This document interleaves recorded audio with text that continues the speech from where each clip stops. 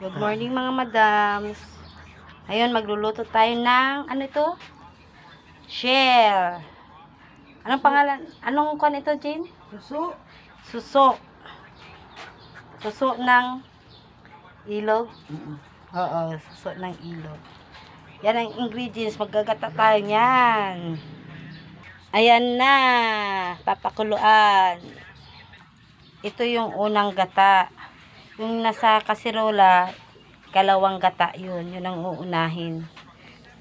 Nalulutuin. Kalawang gata ito. Yan.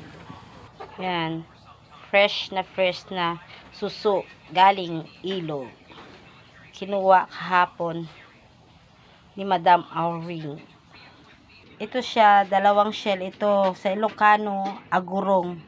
Yung agurong, saan yung agurong dyan? Yan ang agurong sa Ilocano. Yung isa, liddag. Yung isa liddag. Yan ang liddag sa Ilocano. Yan. Yan mga kamadam. Lulutuin natin ngayon.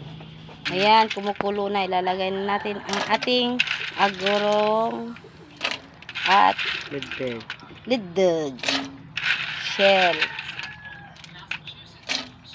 Shell natin mga kamadam.